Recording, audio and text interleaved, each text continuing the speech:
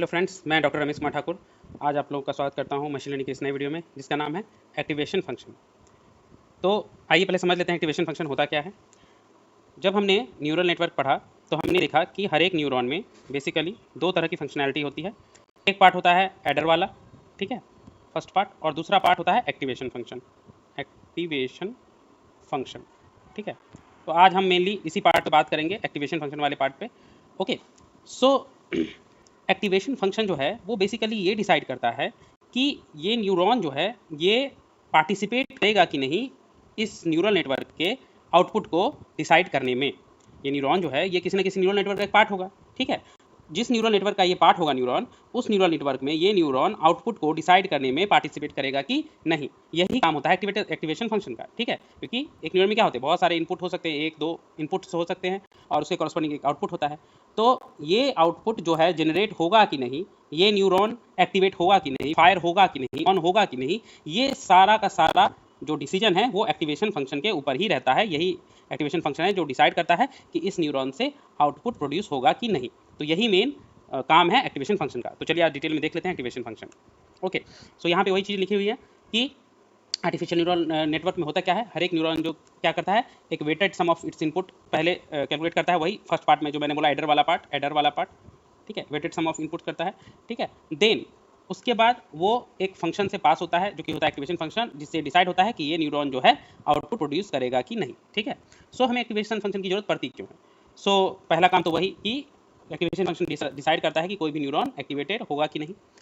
Then यहाँ पे कुछ सिंपल मैथमेटिकल ऑपरेशंस परफॉर्म किए जाते हैं एक्टिवेशन फंक्शन में, जो डिटरमाइन करता है कि न्यूरल नेटवर्क में जिसमें वो न्यूरॉन प्रेजेंट है उसका आउटपुट जो है उस नेटवर्क के रिलेवेंट है कि नहीं।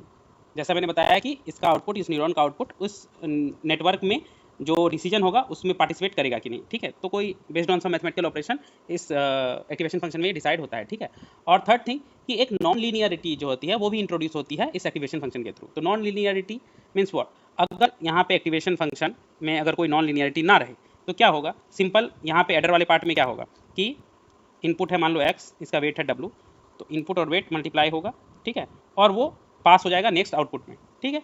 तो यहाँ पे एक लीनियरिटी आ गई, लीनियर कॉम्बिनेशन आगे बढ़ता चला जाएगा, ठीक है। तो नॉन लीनियरिटी नहीं आएगी कि ये न्यूरॉन जो है वो किस तरह से नॉन लीनियर वे में आगे अपना कंट्रीब्यूशन दे रहा है कि नहीं, ठीक है। तो एक नॉन लीनियरिटी इंट्रोड्यूस करने के लिए भी यहाँ पे एक फंक्शन लगाया जाता है। अब वो फंक्शन कई तरह के हो सकते हैं, यहाँ पे लीनियर फंक्शन हो सकते हैं, स्टेप फंक्शन हो सकते हैं, या फिर नॉन लीनियर फंक्शन हो सकते हैं। तो बेसिकली नॉन लीनियर फंक्शन वाले में हम देखेंगे कैसे नॉन लीनियरिटी इंट्रोड्यूस होती है, ठीक है। तो उसी पे बात करेंगे नेक्स्ट की टाइप ऑफ एक्टिवेशन फंक्शन क्या है। जैसा अभी मैंने यहाँ पे बताया, तीन तरह के एक्टिवेशन फंक्शन हो सकते हैं। एक तो लीनियर एक्टिवेशन फंक्शन सबसे सिंपल, ठीक है। दूसरा बाइनरी स्टेप फंक्शन जो थ्रेशोल्ड वैल्यू रहता है कि एक थ्रेशोल्ड वैल्यू के बाद वो ऑन हो जाता है। और तीसरा नॉन लीनियर एक्टिवेशन फंक्शन, इसी में बहुत सारे मेन हैं जो हम पढ़ेंगे, लाइक सिग्मॉइड होता है, 10H होता है, रेलू होता है, ठीक है। तो ये सब नॉन लीनियर एक्टिवेशन फंक्शन है। ये सब एक एक करके हम देखेंगे, और इसके और भी बहुत सारे वेरिएशन होते हैं, सॉफ्टमैक्स होता है। तो ये सब हम एक एक करके आज इस वीडियो में देखेंगे। तो चलिए देखते हैं। सबसे पहले लीनियर एक्टिवेशन फंक्शन। तो लीनियर एक्टिवेशन फंक्शन में क्या है, इसमें कुछ नहीं, सिंपली जो भी इनपुट रहता है उस न्यूरॉन का वो आउटपुट में चला जाता है, ठीक है। तो ये एक आइडेंटिटी एक्टिवेशन फंक्शन की तरह काम करता है जो कि प्रोपोर्शनल होता है इनपुट के, ठीक है। तो इसका फॉर्मूला, हर एक एक्टिवेशन फंक्शन का एक फॉर्मूला होगा मैथमेटिकल। तो याद रखना ये फॉर्मूला जो है यही सबसे इंपॉर्टेंट होता है। अगर फॉर्मूला आपको याद है तो आप चीज़ों को आसानी से ग्राफ ड्रॉ कर पाओगे और बाकी चीज़ें भी कैलकुलेशंस हो जाएंगी। तो फॉर्मूला जो होता है लीनियर एक्टिवेशन फंक्शन का वो होता है fx = x, मतलब जो इनपुट होगा वही आउटपुट में चला जाएगा, ठीक है।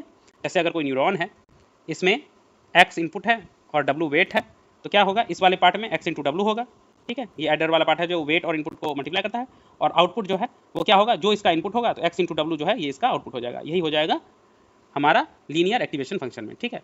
तो कुछ और चीज़ें देख लेते हैं। ये इसका ग्राफ होगा, fx = x का यही ग्राफ होता है जो मैथमेटिक्स में हम लोग जानते हैं। इसका रेंज जो है -∞ to ∞ पूरा होगा, क्योंकि जो भी इनपुट जा रहा है -∞ से लेके +∞ तक सब इसका आउटपुट में भी जाएगा। और इसके कुछ प्रोज एंड कॉन्स देख लेते हैं कि प्रोज एंड कॉन्स क्या होते हैं। तो एक तो कॉन्स ये है यहाँ का कि डेरिवेटिव जो है एक्टिवेशन फंक्शन का वो कांस्टेंट होता है।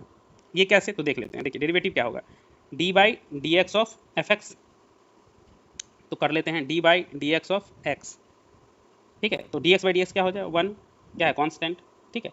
तो डेरिवेटिव कांस्टेंट हो जाता है, सो इसका जो ग्रेडियंट है वो अनरिलेटेड हो जाता है इनपुट के, ठीक है। क्योंकि यहाँ पे देखिए क्या हो रहा है कि ये ग्रेडियंट जो बना 1, इसमें x का तो कोई टर्म नहीं है, तो इसका इनपुट से कोई मतलब ही नहीं रह गया ग्रेडियंट का, ठीक है। तो ऐसा नहीं होना चाहिए, ग्रेडियंट का भी इनपुट से कुछ रिलेटेड होना चाहिए, उससे क्या होता है आउटपुट जनरेट करने में प्रॉपर वे में आउटपुट जनरेट होता है। तो ये थोड़ा सा ग्रेडियंट जो है एकदम अनरिलेटेड हो जाता है इनपुट से, ठीक है, ये यहाँ का कौन सा है, ठीक है। सो दूसरा जो होता है वो बाइनरी स्टेप फंक्शन होता है। तो बाइनरी स्टेप एक्टिवेशन फंक्शन में क्या है, एक थ्रेशोल्ड वैल्यू रहती है, ठीक है, वो थ्रेशोल्ड वैल्यू कुछ भी हो सकती है, उस थ्रेशोल्ड वैल्यू के बेसिस पे डिसाइड होता है कि कोई भी न्यूरॉन आउटपुट देगा कि नहीं, ठीक है। जैसे मान लीजिए न्यूरॉन बना के हम समझाते हैं, एक न्यूरॉन है, एक्स में एक्स इनपुट है, डब्ल्यू वेट है इसका, ठीक है। सो इस एडर वाले पार्ट में क्या होगा, एक्स इंटू डब्ल्यू मल्टीप्लाई हो गया। अब यहाँ पे आउटपुट जो होगा वाई वो या तो 1 होगा या 0 होगा। 1 कब होगा, 1 तब होगा जब ये जो डब्ल्यू इंटू एक्स है अगर ये greater than equal to some threshold value theta, अगर ये होगा तो ये 1 हो जाएगा, ठीक है, फायर होगा। और अदरवाइज लाइक अगर डब्ल्यू इंटू एक्स जो है अगर लेस देन थीटा हो गया थ्रेशोल्ड वैल्यू के, थ्री साइड थ्रेशोल्ड, देन वो 0 हो जाएगा, ठीक है, वो आउटपुट प्रोड्यूस नहीं करेगा, ठीक है। तो इस तरह से ये बाइनरी स्टेप फंक्शन काम करता है। यहाँ पे जो इक्वेशन लिखा हुआ है ये लिखा हुआ है थ्रेशोल्ड वैल्यू 0 के रिस्पेक्ट में, ठीक है, और 1 को नीचे लिखा हुआ है 0 के ऊपर, इससे कोई मतलब नहीं है, चीज़ें यही हो रही है, ठीक है, कि जो फर्स्ट पार्ट में है एक्स इंटू डब्ल्यू हो रहा है और फिर उसके बाद क्या हो रहा है कि डिसाइड हो रहा है on the basis of some threshold value theta, अगर थीटा से बड़ा या बराबर, बराबर की केस में भी फायर होता है याद रखिएगा। तो डब्ल्यू इंटू एक्स जो है वो अगर बड़ा या बराबर थीटा से होगा तो आउटपुट 1 होगा, अदरवाइज आउटपुट 0 होगा, ठीक है। तो इसी तरह से बाइनरी स्टेप फंक्शन काम करता है, ठीक है। तो इसके भी अब कुछ प्रोज एंड कॉन्स देख लेते हैं। पहली बात तो ये इसके कॉन्स पहला है कि मल्टी वैल्यूड आउटपुट जो है ये नहीं प्रोवाइड करता है, क्योंकि देखिए यहाँ दो ही तरह के आउटपुट आ रहे हैं, 0 और 1, ठीक है। तो जो भी काम होगा यस या नो में होगा, 0 और 1 में होगा, ठीक है। तो अगर इसमें 3 या 4 तरह के ऑप्शंस अगर हमें चाहिए तो वो हम यहाँ पे नहीं कर सकते हैं, 0 1 में ही करना होगा। मल्टी क्लास क्लासिफिकेशन में इसका यूज़ कर नहीं सकते हैं। देन इसका जो ग्रेडियंट है 0 होता है, तो बैक प्रोपेगेशन जो है यहाँ पे इम्पॉसिबल है, ठीक है, बहुत एकदम डिफिकल्ट हो जाएगा बैक प्रोपेगेशन। क्यों डिफिकल्ट हो जाएगा, क्योंकि बैक प्रोपेगेशन का वीडियो मैंने बना दिया है, आप उसमें जाकर पहले देख सकते हैं। क्या होता है कि कोई भी वेट जो अपडेट होता है, मान लीजिए कोई वेट है, ठीक है, उसका अपडेशन डब्ल्यू न्यू जो होता है वो होता है weight old minus d by d डब्ल्यू of rate of change of weight with respect to error, ठीक है। और यहाँ पे एक लर्निंग रेट ईटा से मल्टीप्लाई भी होता है, ठीक है। सो इस तरह से वेट जो है अपडेट होता है बैक प्रोपेगेशन में, ठीक है, यूजिंग ग्रेडियंट डिसेंट। अब देखिए ये वाला टर्म जो रहता है D by W of error वाला, ठीक है, वेट का जो रेट ऑफ चेंज है विथ रिस्पेक्ट टू एरर, ये कैलकुलेट करने के लिए हमें इस फंक्शन का डी बाई मतलब डेरिवेटिव कैलकुलेट करना होगा, और इसका डेरिवेटिव जो है वो हो जाता है 0, ठीक है। क्योंकि देखिए ये आउटपुट है ना, आउटपुट जो है वो 0 या 1 में है, तो आउटपुट कांस्टेंट है, तो दोनों के में अगर हम डेरिवेटिव लेंगे तो डेरिवेटिव 0 हो जाएगा, कांस्टेंट का डेरिवेटिव 0 होता है, okay. D F x by D x जो है यहाँ पे हो जाता है 0, तो ये वाला टर्म जो है ये हो जाएगा 0, ठीक है। 0 से कुछ भी मल्टीप्लाई करेंगे लर्निंग रेट 0 हो जाएगा, तो W new is W old हो जाएगा हमेशा, तो वेट अपडेट होगा ही नहीं बैक प्रोपेगेशन में, ये वाला टर्म तो 0 हो जाएगा, ठीक है। तो बैक प्रोपेगेशन में बाइनरी स्टेप फंक्शन में दिक्कत होती है, क्योंकि ये जो ग्रेडियंट है, ये जो डी बाई पार्शियल डेरिवेटिव वाला टर्म है ये 0 हो जाता है, तो बैक प्रोपेगेशन में जो अपडेशन वाला चीज़ है वो नहीं हो पाता है, ठीक है, ये इसका प्रॉब्लम है। अब नेक्स्ट मोस्ट इंपॉर्टेंट जो एक्टिवेशन फंक्शन होते हैं हम जिसका यूज़ करते हैं वो होते हैं नॉन लीनियर एक्टिवेशन फंक्शन, क्योंकि यही जो है वो नेटवर्क में नॉन लीनियरिटी लाते हैं, और इसके बहुत सारे और भी प्रोज हैं वो हम देखेंगे एक एक करके।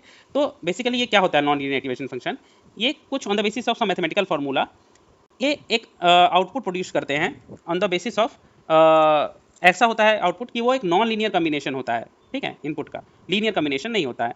जैसे अगर मान लीजिए कोई न्यूरॉन है, ठीक है, इसमें 2 इनपुट आ रहे हैं, एक x1 मान लीजिए एक x2, ठीक है, एक का वेट है W1 एक का W2। तो इस वाले पार्ट में क्या होता है, वेट और इनपुट मल्टीप्लाई होते हैं, W1 x1 plus W2 x2, और ये वाला पार्ट है एक्टिवेशन फंक्शन का, एक्टिवेशन फंक्शन। तो in case of non linear activation function ये जो हमारा sum of weight multiplied by inputs आता है, इसके ऊपर कोई नॉन लीनियर फंक्शन अप्लाई करते हैं, जैसे एक्सपोनेंशियल या कुछ कॉम्बिनेशन। लाइक एक नॉन लीनियर बहुत फेमस है वो होता है सिग्मॉइड, वो हम देखेंगे क्या हो जाता है 1/1/1 plus e to the power minus ये जो भी इनपुट आया, अगर इनपुट W1 x1 है तो minus W1 x1 plus W2 x2। तो देखिए ये जो वैल्यू होगी ये एक नॉन लीनियर फंक्शन है, ठीक है। सो नॉन लीनियर वैल्यू देगा, वो W1 x1 plus W2 x2 के लीनियरली कॉरस्पॉन्डिंग नहीं होगा, ठीक है। तो यही होता है नॉन लीनियरिटी, कि जो भी इनपुट होगा इस पार्ट का उसका एक नॉन लीनियर वैल्यू यहाँ पे फंक्शन के थ्रू आएगा, और इसे ही कहते हैं non linear activation function. So basically ये डिवाइड होता है on the basis of range and curves, और इसका कैसे कैसे यूज होता है वो यहाँ पे हम देख लेते हैं। देखिए एक तो होता है सिग्मॉइड एक्टिवेशन फंक्शन, बहुत कॉमन है, देन 10H, देन रेलू की कुछ रेलू में कुछ कॉमन प्रॉब्लम होता है, डायंगेलू प्रॉब्लम, जिसको सॉल्व करने के लिए लीकी रेलू, ईलू ये सब होते हैं। ReLU is for exponential linear unit, ठीक है, ReLU is rectified linear unit, हम देखेंगे एक एक किसी वीडियो में। देन सॉफ्टमैक्स एंड स्विस, ये सारे एक्टिवेशन फंक्शन हम देखेंगे। तो चलिए शुरू करते हैं सिग्मॉइड एक्टिवेशन फंक्शन से। तो सिग्मॉइड क्या करता है, ये कोई नंबर जो है इनपुट लेता है और आउटपुट में क्या करता है, एक नंबर रिटर्न करता है 0 से 1 के बीच में, ठीक है। तो सबसे पहले मैंने क्या बोला, किसी भी एक्टिवेशन फंक्शन में उसका फॉर्मूला सबसे इंपॉर्टेंट होता है। तो ये है सिग्मॉइड एक्टिवेशन फंक्शन का फॉर्मूला, ठीक है। So this is 1/1 plus e⁻⁻x, where x is this part, neuron का दिस पार्ट, इस पार्ट, ये पार्ट अगर x है तो ये पार्ट 1/1 प्लस e⁻⁻x, ये होगा आउटपुट उसका, ठीक है। तो इसका ग्राफ जब हम देखेंगे तो इस तरह से बनता है, इस तरह से, ठीक है। सो बहुत ज़्यादा निगेटिव अगर होगा इनपुट तो 0 रहेगा, उसका धीरे धीरे धीरे ये ऊपर उठेगा, फिर 0.5 के आसपास जाके ये 0 हो जाएगा यहाँ पे, ठीक है। देन यहाँ से फिर ये 1 आउटपुट देगा अगर बहुत ज़्यादा पॉजिटिव होगा तो, ठीक है। सो जब ये 0 पे आता है, ठीक है, तो ये इसका आउटपुट जो है 0.5 रहता है। सो ये जो आउटपुट देता है वो एक प्रोबेबिलिस्टिक देता है, ठीक है, प्रोबेबिलिटी वैल्यू, क्योंकि 0 to 1 के बीच में क्या है, प्रोबेबिलिटी वैल्यू 0 to 1 के बीच में रहती है। सो ये प्रोबेबिलिस्टिक वैल्यू देता है बिटवीन 0 to 1, उसके बेस पे हम डिसीजन लेते हैं कि हम कोई बाउंड्री या थ्रेशोल्ड डिसाइड कर सकते हैं, लाइक 0.5 से ज़्यादा को हम 1 मान लेंगे और 0.5 से कम को 0 मान लेंगे। तो इसको हम 2 क्लास से भी कर सकते हैं। मान लीजिए अगर हमको 3 क्लास में कुछ प्रॉब्लम को ये करना हो तो इसके बेसिस पे, रेंज के बेसिस पे हम डिफरेंट कैलकुलेशन कर सकते हैं, बट यहाँ जो आउटपुट होगा वो हमेशा 0 to 1 के बीच में रहेगा, ठीक है। और ये जो मेनली यूज होता है बाइनरी क्लासिफिकेशन प्रॉब्लम में, ठीक है। तो बाइनरी क्लासिफिकेशन प्रॉब्लम में जहाँ पे कोई भी वैल्यू जो आउटपुट है 0 से 1 के बीच में आती है तो हम उसको 0 या 1 में क्लासीफाई कर सकते हैं on the basis of some threshold value, ठीक है। तो ये बहुत ही कॉमन है सिग्मॉइड एक्टिवेशन फंक्शन, हम हमेशा याद रखेंगे। अब इसके कुछ प्रोज एंड कॉन्स होते हैं जो देख लेते हैं। तो प्रोज क्या है, पहली बात तो नॉन लीनियर है, ठीक है, तो नॉन लीनियरिटी लाता है। और ये क्या करता है कि स्मूथ ग्रेडियंट होता है, तो क्लासीफाइड टाइप प्रॉब्लम के लिए बहुत अच्छा रहता है ये, ठीक है। ग्रेडियंट इसका स्मूथ होता है और आउटपुट जो है हमेशा 0 से 1 के रेंज में रहता है, which is non similar to -∞ to ∞, जो कि लीनियर वाले केस में था, उसमें कुछ दिक्कतें हैं, बट आउटपुट यहाँ पे 0 से 1 के केस में है। तो हम जो है एक रेंज जो है डिफाइन कर रहे हैं आउटपुट का, ये एक बेटर वे है। बट यहाँ पे एक प्रॉब्लम भी है, ठीक है। तो प्रॉब्लम क्या है कि वैनिसिंग ग्रेडियंट प्रॉब्लम यहाँ पे अकर करती है, ठीक है। और सिग्मॉइड जो है सैचुरेट और किल कर देता है ग्रेडियंट को। अब समझ लेते हैं थोड़ा सा वैनिसिंग ग्रेडियंट होता क्या है बेसिकली। तो देखिए वैनिसिंग ग्रेडियंट में क्या होता है कि जब हम बैक प्रोपेगेशन में कोई भी वेट अपडेट करते हैं, ठीक है, डब्ल्यू न्यू क्या होता है, डब्ल्यू old minus some learning rate into d/dw of error, ठीक है। सो ये डिफरेंशिएशन वाला टर्म जो है लर्निंग रेट से मल्टीप्लाई होके वेट में से माइनस होता है, तो वेट अपडेट होता है, नया वेट हमें मिलता है। अब देखिए चूंकि हमारा यहाँ पे आउटपुट जो है वो हमेशा क्या होता है, 0 to 1 होता है, ठीक है, 0 to 1 होता है। तो वैनिसिंग ग्रेडियंट में क्या होता है कि जब ये टर्म, ये वाला टर्म जब 0 से 1 होगा, ठीक है, जब इसका डिफरेंशिएशन वाला टर्म भी 0 से 1 के बीच में ही आएगा, ठीक है, तो ये समथिंग 0.1 या 0.2 या 0.02 इस सब टाइप का टर्म्स आ सकता है यहाँ पे। तो जब ये मल्टीप्लाई होता रहेगा चेन रूल से, क्योंकि जब इस टर्म को हम कैलकुलेट करते हैं बैक प्रोपेगेशन में तो कई बार 5, 6, 10, 12, 15 टर्म्स ऐसे कैलकुलेट होते हैं, क्योंकि एरर अगर डायरेक्टली कनेक्टेड नहीं है वेट से तो क्या करना पड़ता है, dw1 एरर को dw1 के रिस्पेक्ट में करना पड़ता है डिफरेंशिएट, इंटू dw1 को dw2 के रिस्पेक्ट में करना पड़ता है, इंटू dw2 को dw3 के रिस्पेक्ट में करना पड़ता है, उसके बाद dw3 को dw के टर्म में करना पड़ता है। कभी कभी ऐसे भी ये ग्रेडियंट कैलकुलेट करना पड़ता है। तो अगर हर एक टर्म मान लीजिए 0 से 1 के बीच में रहेगा, 0.1 देखिए 0.1 इंटू 0.1 इंटू 0.1 इंटू 0.1, मान लीजिए सब इस तरह से रहेगा, तो सारे मल्टीप्लाई होकर कितने हो जाएंगे, 0.0001, ठीक है। सो ये बहुत छोटा होता जाता है। मान लीजिए यहाँ पे अगर 50 टर्म मल्टीप्लाई हो रहे हैं तो ये 10⁻⁻50 के टर्म में चले जाएंगे, ठीक है। तो ये ग्रेडियंट जो है धीरे धीरे इतना छोटा हो जाएगा ये पार्ट कि ग्रेडियंट वैनिश हो जाएगा, ठीक है। तो जब ग्रेडियंट बहुत छोटा हो जाएगा तो ये अपडेशन पे कोई इफेक्ट डालेगा ही नहीं, ये term almost nearly equal to 0 हो जाएगा, और इसी प्रॉब्लम कहते हैं वैनिसिंग ग्रेडियंट प्रॉब्लम। तो चूंकि आउटपुट भी यहाँ 0 से 1 के टर्म में रहता है तो ग्रेडियंट भी 0 से 1 के टर्म में आता है, और ये वैनिसिंग ग्रेडियंट प्रॉब्लम को जो है वो जन्म देता है, जिसकी वजह से ग्रेडियंट जो है वो सैचुरेट हो जाता है और हमारा जो वेट अपडेशन है वो प्रॉपरली नहीं हो पाता है, ठीक है। तो ये एक प्रॉब्लम है सिग्मॉइड में, ठीक है। और एक और प्रॉब्लम यहाँ पे सिग्मॉइड में जो हम देख लेंगे, देखिए इसका आउटपुट जो है 0 सेंटर नहीं होता है, ठीक है। तो ग्रेडियंट अपडेट जो है वो बहुत दूर तक चला जाता है डिफरेंट डायरेक्शन में। 0 सेंटर नहीं होता है मतलब देखिए यहाँ पे क्या 0.5 पे सेंटर है ना ये ग्राफ, तो 0 सेंटर रहने से बेटर होता है, माइनस के लिए माइनस, प्लस के लिए प्लस, बट यहाँ पे 0 सेंटर नहीं है तो माइनस के लिए भी कुछ प्लस वैल्यू है और प्लस के लिए तो प्लस वैल्यू है, ठीक है। तो यहाँ से क्या होगा, ग्रेडियंट अपडेट करते करते करते करते हम बहुत बड़े दूर के स्टेप तक, बहुत ज़्यादा स्टेप तक चले जाते हैं पॉजिटिव वैल्यूज़ में, और हम जल्दी से सैचुरेट नहीं कर पाते हैं, ठीक है, 0 सेंटर नहीं होने से। तो ये सब प्रॉब्लम है। तो इसको सॉल्व करने के लिए 10H एक अनदर बहुत important non linear activation function है जिसको हाइपरबोलिक टेंजेंट भी कहते हैं, ठीक है। यहाँ पे क्या होता है, यहाँ पे जो फॉर्मूला होता है वो ये होता है fx is equal to e to the power x minus e to the power minus x divided by e to the power x plus e to the power minus x, ठीक है। इसका graph कुछ ऐसा होता है, देखिए -1 से लेकर 0 की तरफ जाता है, 0 पे 0 आ जाता है, फिर ये +1, ठीक है। ये 10h का ग्राफ होता है। तो ये बहुत ही सिमिलर है किसके, सिग्मॉइड के। बट यहाँ पे एक क्या है, एक फ़ायदा है, ये जीरो सेंटर्ड है। वो जीरो सेंटर्ड कैसे है, देखिए 0 पे 0 है, ठीक है, इधर माइनस वाला माइनस में है, प्लस वाला प्लस में है। तो एक तो ये नेगेटिव वाले पोर्शन को भी ध्यान में रखता है, और नेगेटिव में कुछ नेगेटिव टाइप का आउटपुट देता है, पॉजिटिव पॉजिटिव टाइप का आउटपुट देता है, और जीरो सेंटर्ड है, ठीक है। तो यहाँ पे वो जो ग्रेडियंट अपडेट है वो एक पॉजिटिव डायरेक्शन में बहुत ज़्यादा नहीं जाएगा, टू फार। बट एक दिक्कत यहाँ पे अभी भी है वेनिसिंग ग्रेडियंट प्रॉब्लम की, ठीक है। क्यों वेनिसिंग ग्रेडियंट प्रॉब्लम यहाँ भी क्यों है, क्योंकि देखिए भले ही ये जीरो सेंटर्ड है, ओके, बट जब ये चला जाएगा बहुत ज़्यादा, देखिए -1 से 1 के बीच में इसका आउटपुट है, ये -1 है, ये 1 है। एक पॉजिटिव वाले रेंज में क्या होगा, हमेशा जो आउटपुट होगा वो ये वाला 0 पॉइंट समथिंग 0 से लेके 1 के बीच में रहेगा। तो इस रेंज के लिए अभी भी जो ग्रेडियंट है वो मल्टीप्लाई होते होते होते होते क्या है, बहुत छोटा हो सकता है चेन रूल में। अभी भी वेनिसिंग ग्रेडियंट प्रॉब्लम यहाँ पे आकर कर सकता है। तो जीरो सेंटर वाला प्रॉब्लम सॉल्व हो जाता है 10h में, बट वेनिसिंग ग्रेडियंट वाला प्रॉब्लम अभी भी सॉल्व नहीं होता है, ठीक है। तो नेक्स्ट देख लेते हैं रेलू। ये आज के ज़माने में भी CNN में one of the most commonly used activation function है, खास के इमेज से रिलेटेड प्रॉब्लम में।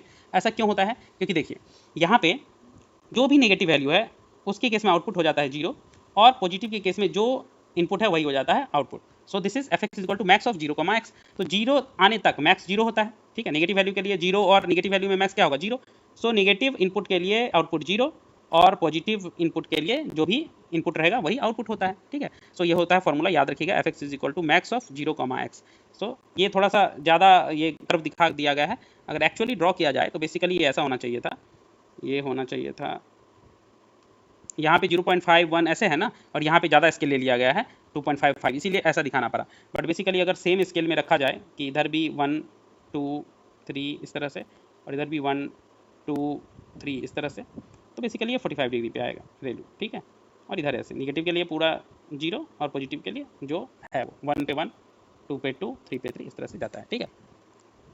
ओके, ये प्रॉब्लम सॉल्व करता है वेनिसिंग ग्रेडियंट प्रॉब्लम का, क्योंकि जो यहाँ पे ग्रेडियंट होता है वो कैसे होगा, देखिए d/dx ऑफ fx जो होगा, ये क्या होगा, नेगेटिव केस में अगर x जो है नेगेटिव हो गया तो fx जो है 0 होगा, तो 0 के केस में 0 होगा, और पॉजिटिव के केस में ये क्या हो जाएगा, x, तो dx/dx 1 हो जाएगा, ठीक है। तो इस तरह से या तो 0 होगा या 1 होगा। तो ये जो 0 पॉइंट समथिंग समथिंग वाला केस आता है जो मल्टीप्लाई होकर वेनिसिंग ग्रेडियंट प्रॉब्लम देता है, वो यहाँ पे नहीं हो पाएगा। तो वेनिसिंग ग्रेडियंट प्रॉब्लम यहाँ पे सॉल्व हो जाती है, ठीक है। तो वेनिसिंग ग्रेडियंट प्रॉब्लम को सॉल्व करने के लिए ये बहुत ही अच्छा जो है एक उपाय है, ठीक है, रेलू एक्टिवेशन फंक्शन।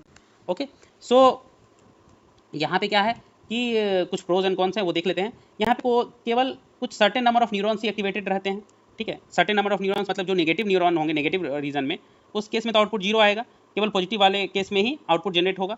तो ये एक बेटर फंक्शन है विथ रिस्पेक्ट टू सिग्मॉइड और 10h, ठीक है। ये नेगेटिव पे ध्यान नहीं देता है। खास इमेज प्रोसेसिंग में क्या होता है कि जो नेगेटिव वैल्यू होते हैं वो हमारे काम के नहीं होते हैं, क्योंकि इमेज में नेगेटिव वैल्यू नहीं होती है। जो पिक्सल की वैल्यू होती है 0 to 256 इस तरह से आते हैं, सॉरी 0 to 255 इस तरह से आते हैं ग्रे इमेज के लिए, उसी तरह से RGB के लिए अलग अलग सबका रेंज होता है। तो नेगेटिव इनपुट पिक्सल्स जो है वो यूजफुल नहीं होते हैं। तो रेलू का बहुत ज़्यादा यूज़ होता है इन case of image processing type of problems, ठीक है। CNNs में काफ़ी लगते हैं, ठीक है। ये एक बेटर वे होता है, ठीक है। एंड इसका एक लिमिटेशन यह है कि ये केवल हिडन लेयर में ही यूज हो सकता है, ठीक है, आर्टिफिशियल न्यूरल नेटवर्क के। ओके, और एक और प्रॉब्लम यहाँ पे है जिसको बोलते हैं डाइंग रेलू प्रॉब्लम। बहुत ही कॉमन है, एग्जाम से पूछ भी दिया जाता है कि डाइंग रेलू प्रॉब्लम क्या है। ये क्या होता है कि ये जब नेगेटिव वाले रेंज में रहता है तो आउटपुट तो प्रोड्यूस करता नहीं है, ठीक है। तो इस केस में जो है वो इसका ग्रेडियंट जो है d/dx ऑफ fx भी है वो 0 हो जाता है, जो कि हमने प्रीवियस स्लाइड में भी देखा इन केस ऑफ नेगेटिव इनपुट, ठीक है। तो इसमें क्या हो जाता है कि नेगेटिव रीजन में जो है इसका आउटपुट जो है वो डाई कर जाता है, ठीक है, सॉरी DI होगा, डाई कर जाता है, ठीक है। आउटपुट आता नहीं है मतलब डाई कर जाता है, इसे डाइंग रेलू प्रॉब्लम बोलते हैं। इसे क्या होगा जब हम वेट अपडेट करेंगे यूजिंग ग्रेडियंट डिसेंट, ठीक है, W old minus d/dw with respect to error. तो नेगेटिव केस में ये वाला टर्म जो है 0 हो जाएगा। अब ये 0 हो गया तो वेट अपडेट हो नहीं पाएगा, ये W new equal to W old हो जाएगा। तो डाइंग रेलू प्रॉब्लम यहाँ पे थोड़ा सा आता है, ये एक प्रॉब्लम है। तो इस डाइंग रेलू प्रॉब्लम को सॉल्व करने के लिए रेलू के कुछ वेरिएशन आते हैं, ठीक है। तो एक वेरिएशन तो है लीकी रेलू। लीकी रेलू ये समझिए, ये थोड़ा सा ऐसा लग रहा है जैसे कुछ लीक कर रहा है नेगेटिव एरिया में, एकदम 0 ना करके थोड़ा सा यहाँ लीकिंग देते हैं। वो लीकिंग कैसे, fx is equal to max of 0.1x, x। तो वहाँ था 0 कॉमा एक्स सिर्फ 0 हो जाता था नेगेटिव में, या एक्स जो भी होगा, बट यहाँ 0.1x मतलब जो भी नेगेटिव वैल्यू होगा उसको 0.1 से मल्टीप्लाई करके एक हल्का सा नेगेटिव स्लोप यहाँ पे देते हैं, ठीक है। सो इसको बोलते हैं leaky value. So this is a small positive slope in the negative area, sorry यहाँ पे पॉजिटिव स्लोप ही है, नेगेटिव एरिया में है, ठीक है। सो ये डाइंग रेलू प्रॉब्लम को सॉल्व कर देता है, ठीक है। सो इसीलिए मेरे लिए यूज़ होता है। अब ये कैसे सॉल्व करता है, तो ये अगर डाइंग रेलू प्रॉब्लम क्यों हो रहा था, क्योंकि इस एरिया में 0 हो रहा था। अब क्या है, नेगेटिव के केस में d/dx ऑफ fx निकालिए, तो नेगेटिव के केस में fx क्या है 0.1x, तो ये क्या हो जाएगा 0.1, ठीक है। 0.1x का अगर हम लेंगे 0.1x तो 0.1 कॉमन हो जाएगा, dx/dx 1 हो जाएगा, तो 0.1 हो जाएगा, ठीक है। सो 0 नहीं हुआ मतलब उसका जो आउटपुट है वो डाई नहीं किया, सो डाइंग रेलू प्रॉब्लम जो है यहाँ पे सॉल्व हो जाता है, ठीक है। बट इसमें भी कुछ प्रॉब्लम है कि जो नेगेटिव इनपुट वैल्यू के लिए है वो आउटपुट जो है वो स्टेडी नहीं होता है, तो बहुत बेटर नहीं होता है। इसका एक और वेरिएशन निकाला, एक्सपोनेंशियल लीनियर यूनिट। इस केस में क्या कहा गया है कि लीकी रेलू के ही सिमिलर है, बट हम 0.1x ना करके क्या कर देंगे, एक अल्फा लेंगे, ठीक है। अल्फा जो है वो कांस्टेंट लेंगे और उसको मल्टीप्लाई करेंगे e⁻x-1 से। सो यहाँ पे कुछ फंक्शनल फॉर्म देंगे हम, एक्सपोनेंशियल फॉर्म देंगे, और उसे हम कंट्रोल करेंगे यूजिंग सम पैरामीटर अल्फा, ठीक है, ताकि जितना हमें चाहिए नेगेटिव एरिया के लिए उतना ही हमें आउटपुट मिले, ठीक है। बाकी पॉजिटिव एरिया के लिए सेम रहेगा रेलू की तरह। देख रहे हैं fx = x होता है यहाँ पे फॉर x > 0 और लेस देन 0 के लिए अल्फा इंटू e⁻x-1, ठीक है। सो ये बहुत ही स्ट्रॉन्ग अल्टरनेटिव है रेलू का, थोड़ा सा डिफरेंट है इससे, लीकी रेलू से, बट यहाँ भी कुछ प्रॉब्लम अगर करती हैं। वो प्रॉब्लम ये है कि यहाँ जो एक्सपोनेंशियल टर्म है ना, ये e⁻x वाला, सो ये कंप्यूटेशनल टाइम को थोड़ा सा इंक्रीज कर देता है, ठीक है। सो ये कंप्यूटेशनल टाइम थोड़ा सा इंक्रीज होता है due to this exponential term, तो ये यहाँ की प्रॉब्लम है। डाइंग रेलू प्रॉब्लम यहाँ भी सॉल्व हो रही है, ठीक है। सो नेक्स्ट अब देख लेते हैं सॉफ्ट मैक्स। तो ये सॉफ्ट मैक्स जो है ये कुछ नहीं, ये कॉम्बिनेशन होता है मेनी सिग्मॉइड फंक्शन का, ठीक है। तो जैसे सिग्मॉइड फंक्शन को यूज़ करते हैं बाइनरी क्लासिफिकेशन में, हम क्या करते हैं, सिग्मॉइड फंक्शन यूज़ करते हैं। सिमिलरली जो मल्टी क्लास क्लासिफिकेशन है, मल्टी क्लास क्लासिफिकेशन, तो उसमें हम यूज़ करते हैं क्या, soft max function, soft max, ठीक है। सो ये भी एक प्रोबेबिलिटी ही देता है, ठीक है। ये -1 से लेके 1 के बीच में आउटपुट देता है, ठीक है। और ये क्या करता है कि मल्टी क्लास क्लासिफिकेशन फंक्शन में ये मोस्ट कॉमनली यूज होता है, खास के लास्ट लेयर के लिए, ठीक है। ये मल्टीपल प्रोबेबिलिटीज़ को क्या करता है, ये उसके रिलेटिव प्रोबेबिलिटी प्रोड्यूस करता है आउटपुट में, ठीक है। सो ये डिटरमाइन करता है relative probability in case of output, okay. So soft max में मेनली हम याद रखेंगे, सो this is used in multi class classification and it gives the relative probability in the output. इसका जो रेंज होगा ये -1 से 1 होगा। अब यहाँ पे हम on the basis of some threshold value हम डिसाइड कर सकते हैं कि अगर इससे इस रेंज में रहेगा तो उसको हम एक क्लास मान लेंगे, इस रेंज में रहेगा दूसरा क्लास मान लेंगे, इस रेंज में रहेगा तीसरा क्लास मान लेंगे, इस रेंज में रहेगा चौथा, या हम n नंबर ऑफ क्लासेस में डिवाइड कर सकते हैं और बोल सकते हैं कि किस में हमें कौन सा क्लास का आउटपुट चाहिए, ठीक है।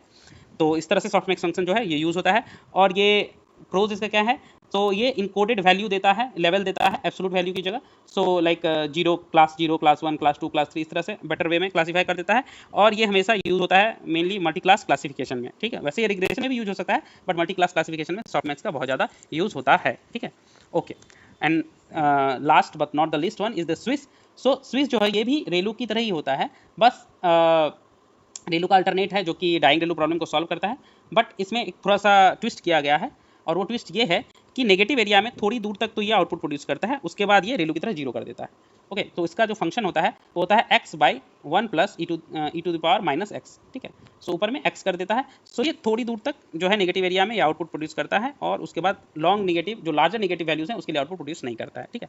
सो ये क्या है, एक सेल्फ गेटेड एक्टिवेशन फंक्शन है जो कि गूगल के रिसर्चर ने जो है इन्वेंट किया था, ठीक है। तो हम जानते हैं कि गूगल जो है वो रिसर्च के मामले में काफ़ी आगे रहती है, और उन्होंने ये स्विस एक्टिवेशन फंक्शन का यूज़ किया था, जो कि एक अल्टरनेट है किसका, जो हमारे लीकी रेलू हैं, लीकी रेलू जो डाइंग रेलू को सॉल्व करते थे, एक इलू है एक्सपोनेंशियल लीनियर यूनिट, ठीक है। तो इन दोनों का एक अल्टरनेट क्या हो गया, स्विस, ठीक है। सो ये केवल जो है रिसेंट लोअर नेगेटिव वैल्यू के केस में आउटपुट प्रोड्यूस करता है, अदरवाइज ये भी 0 कर देता है, ठीक है। So it allows for the propagation of few number of negative weights, okay. ये इसका मैथमेटिकल फंक्शन है, ओके। सो यही सारे उसके प्रोज एंड कॉन्स हैं कि ये स्मूथ फंक्शन है, रेलू की तरह ही सडनली चेंज नहीं करता है, 0 के पास 1 to 0 नहीं होता है, ये स्मूथली बेंड करता है 0 से लेके माइनस की तरफ में, ठीक है। और नॉन पॉजिटिव वैल्यू जो है 0 हो जाते हैं इन द लॉन्ग रेंज, ठीक है। तो इसी तरह से ये सब और भी उसके कुछ पॉजिटिव या नेगेटिव पॉइंट्स हैं जो कि हम देख लेंगे। सो ये क्या है कि large negative number wipe out हो जाते हैं, सो विन विन सिचुएशन है, रेलू वाला ही फंक्शनैलिटी है। और ये नॉन मोनोटोनस है, सो ये जो टर्म है इनपुट डेटा का वेट जो है ये भी लर्न कर लेता है। और थोड़ा सा ये कंप्यूटेशनली एक्सपेंसिव है, क्योंकि यहाँ भी e⁻x वाला टर्म तो है ही, सो ये थोड़ा सा कंप्यूटेशनली एक्सपेंसिव है। ओके, अदरवाइज ये बेटर है अदर ऑप्शन से डाइंग रेलू प्रॉब्लम को सॉल्व करने के लिए। डाइंग रेलू प्रॉब्लम को सॉल्व करने के लिए स्विस जो है एक बहुत ही बेटर अल्टरनेटिव ऑप्शन है। ठीक है, सो इस तरह से हमारा जो एक्टिवेशन फंक्शन वाला टॉपिक था ये कवर हुआ। आई होप आप लोगों को पसंद आया होगा, और मैं बहुत जल्द कोशिश करूँगा एक दो और इंपॉर्टेंट टॉपिक बना के अपलोड करने की। इसी के साथ मैं आपसे विदा लेता हूँ। Thanks for watching the video.